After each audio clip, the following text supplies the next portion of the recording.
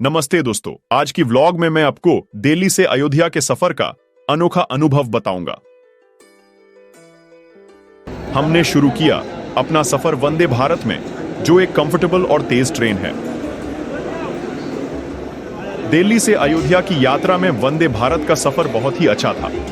अयोध्या पहुंचने के बाद होटल जाने के लिए हमने पब्लिक ट्रांसपोर्ट का यूज किया, जो हमको रेलवे स्टेशन के बाहर से ही मिल गया था। ट्रेन का सफर तेज और सुविधाजनक था और अयोध्या पहुंचने के बाद हमने होटल में चेक इन किया। राम जन्मभूमि में जाने से पहले हमको पता चला कि यहाँ मोबाइल फोन्स अलाउड नहीं हैं। तो हमने अपने फोन्स को होटल में छोड़ दिया, लेकिन मंदिर में भी फोन सबमिट करने का ऑप्शन था। फिर हम राम जन्मभूमि के दर्शन के लिए चले गए। हमारे होटल से राम जन्मभूमि बस 2 किलोमीटर दूर था, तो हमने रिक्शा कर लिया था। मंदिर पहुंचने के बाद हम सिक्योरिटी चेक से होकर गए। मंदिर के अंदर का माहौल कुछ अलग ही है, शांति और पवित्रता से भरा हुआ। भगवान राम का जन्मस्थल देख कर हमें एक अनोखा अनुभव हुआ।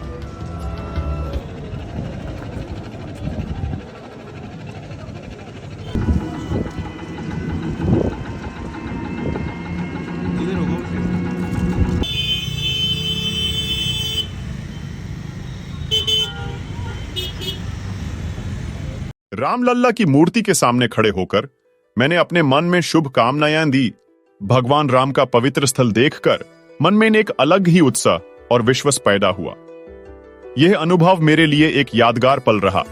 उसके बाद जब हम राम जन्मभूमि के दर्शन करके वापस अयोध्या के बाजार में पहुंचे, वहां का माहौल कुछ अलग ही था। तो हमने अयोध्या के बाजार में एक चक्कर लगाया। यहाँ की दुकानें इतनी रंगीन और वाइब्रेंट थी कि लग रहा था जैसे पूरा शहर बाजार में डूबा हुआ है। हमने कुछ लोकल सुवेनियर्स भी खरीदे, जिससे हमें यह सफर हमेशा याद रहे। बाजार में घूमते हुए हमें स्थानीय लोगों से भी मुलाकात हुई और उनसे कुछ इंटरेस्टिंग बातें शेयर की। यहाँ के स्थानीय लोगों से बात करके हमें उनकी जिंदगी और शहर के कुछ अनोखे पहलुओं का पता चला। हर तरफ दिखने को कुछ नया था।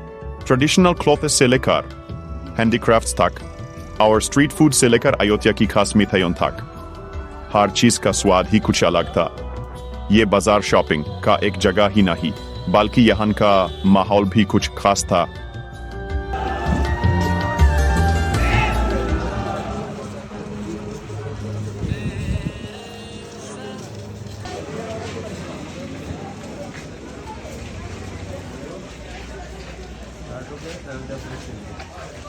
फिर हम हनुमानगढ़ ही गए। हनुमानगढ़ ही अयोध्या का एक प्राचीन मंदिर है, जहां हनुमान जी की मूर्ति स्थापित है। ये मंदिर एक ऊंचाई पर स्थित है, जहां पहुंचने के लिए हमें कुछ सीढ़ियां चढ़नी पड़ती हैं। जब हम वहां पहुंचते हैं तो हनुमान जी की पवित्र मूर्ति को देखकर लगता है जैसे वे हमको आशीर्वाद दे रहे हैं। मंदिर का माहौल बहुत शांत और धार्मिक होता है। भक्तों का मेलजोल और पूजा की धुन से यह स्थल भरा हुआ रहता है।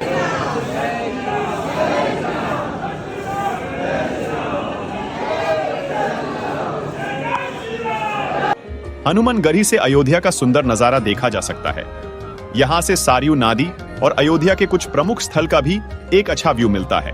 इस स्थल का महत्व अयोध्या के इतिहास में बहुत अधिक है और यहाँ आना एक धार्मिक अनुभव को और भी गहरा बनाता है।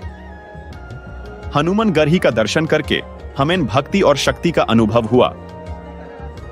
इस पवित्र स्थल का प्रत्येक यात्री के लिए महत्व अलग होता है और यह अनुभव हमेशा यादगार रहता है। हमें अपने अस्तित्व का एक नया अर्थ समझने का अवसर मिलता है। यहाँ की महिमा और पवित्रता हमें अपने धार्मिक मूल्यों को याद दिलाती है और हमें भक्ति और शांति का अनुभव होता है। हनुमान जी के दर्शन के बाद हम दशरथ महल की तरफ रवाना हुए, जो हनुमानगढ़ी से कुछ ही मीटर्स दूर है। तो आप लोग पैदल ही जा सकते हैं वहां पर।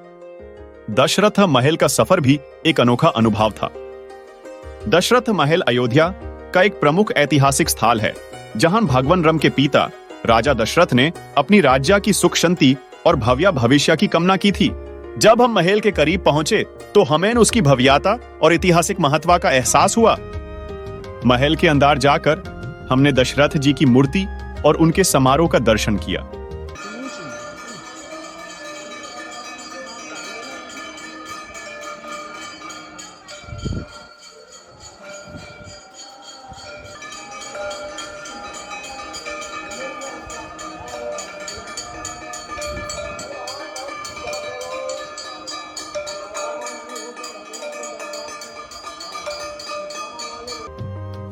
महल के माहौल में एक अलग ही शांति और पवित्रता का अनुभव हुआ।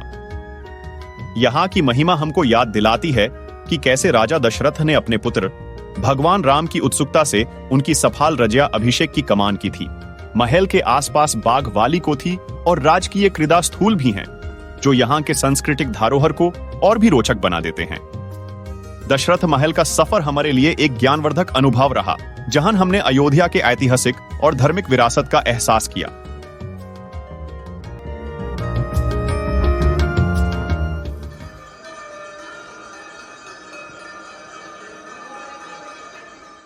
जब हम दाशरथ महल से बाहर निकले तो हमने अपना अगला कदम सरयू नदी की तरफ बढ़ाया।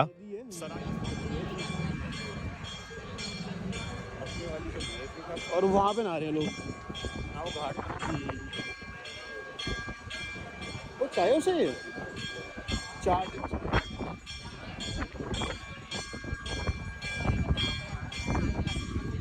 अच्छा,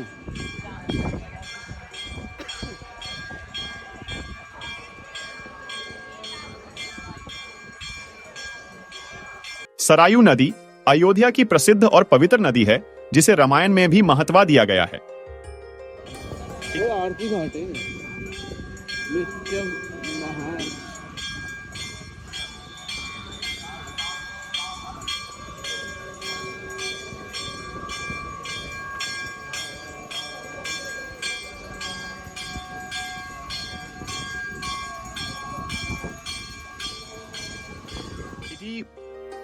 नादी के किनारे पहुंचकर हमें नादी का शांत और सुंदर दृश्य देखने को मिला। पानी की साफ सफाई और नादी के किनारे का हरा भरा वातावरण मन को शांति प्रदान करता है। यह नदी रामायण के महत्वपूर्ण इतिहास में भी उल्लेखनीय है, क्योंकि यहाँ पर भगवान राम, सीता माता और लक्ष्मण जी ने अपने वनवास का समय व्यतीत किया था। सरयू नदी के किनारे घूमते हुए हमने अयोध्या के प्रकृति और संस्कृति का आनंद लिया। इस नदी के किनारे पर स्थित घाटों और पवित्रता की माहौल ने इसे एक धार्मिक और आत्मिक महत्व दिया है। सरयू नदी के किनारे के मेला और उत्सव भी इस नदी को और भी लोकप्रिय बनाते हैं। यहाँ के घाटों पर आने वाले लोग स्नान करते हैं और अपने संस्कारों को संपन्न करते हैं। हमको सरयू नदी के दर्शन करने से मन को शांति और पवित्रता का अनुभव हुआ। यह नदी भारत की संस्कृति और विरासत का प्रतीक है।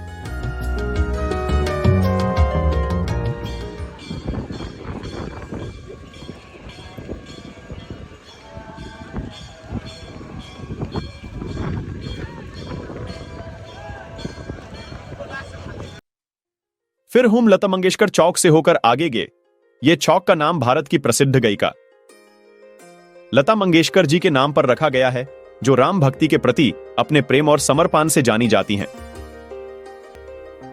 फिर हम वाल्मीकि भवन गए, जो अयोध्या के प्रमुख स्थलों में से एक है। वाल्मीकि भवन महर्षि वाल्मीकि के नाम पर है, जहां उनका आश्रम स्थित था। वाल्मीकि भवन में जाने पर हमें महर्षि वाल्मीकि के पवित्र स्थल के दर्शन मिलते हैं, जहां उन्होंने रामायण की रचना की थी। यह भवन अयोध्या के इतिहास और संस्कृति का एक महत्वपूर्ण हिस्सा है। यहाँ पर आने वाले यात्री महर्षि वाल्मीकि के कथाओं और उनकी तपस्या का अनुभव करते हैं। भक्तजन यहाँ आकर रामायण के किस्से सुनते हैं और वाल्मीकि जी की भक्ति में लिप्त हो जाते हैं।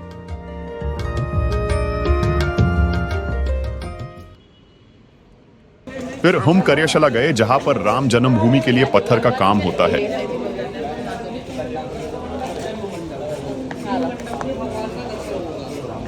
जो हमारे राम भक्त लोग कार सेवा में शहीद हुए, राम कुमार कोठारी, शरद कुमार कोठारी, जिनको पहली गोली लगी, उनका दर्शन बगल में। राम जन्मभूमि में बाबरी मस्जिद, उनका दर्शन शहीद राम भक्तों का बगल में। बोलो शहीद हुए राम भक्तों की, यहाँ माथा टेक कर आए। ये कार्यशाला एक महत्वपूर्ण स्थल है, जहां पर पत्थर को आकर्षित और भव्य मूर्तियों में परिवर्तित किया जाता है। यहाँ पर पत्थर के टुकड़ों को खंजर और अन्य उपकरणों से सुरक्षित तौर पर कटा जाता है और फिर उन्हें सुंदर मूर्तियों में रूपा दिया जाता है। ये श्रमिक कार्यशाला एक अलग ही माहौल प्रदान करती है, जहां पर श्रमिक अपने कला और महिरत से पत्थर को भव्य चित्रकारी में परिवर्तित करते हैं। कार्यशाला के दर्शन करके हमें राम जन्मभूमि के निर्माण में श्रमिकों का महत्व और उनका योगदान समझने का अवसर मिला। इस स्थल ने हमको राम मंदिर के निर्माण की महत्व और महत्वपूर्ण योजना को समझने का अवसर दिया। इसके साथ ही यहाँ पर एक छोटा सा संग्रहालय भी है, जहाँ उन लोगों के लिए यादगार बनाया गया है जो राम जन्मभूमि के लिए अपनी जान गंवा बैठे थे। यह संग्रहालय उन वीरों का सम्मान करता है जो इस महान मंदिर के निर्माण में अपना योगदान दिया था। ये कार्यशाला और संग्रहालय राम भक्तों के लिए एक पवित्र स्थल है।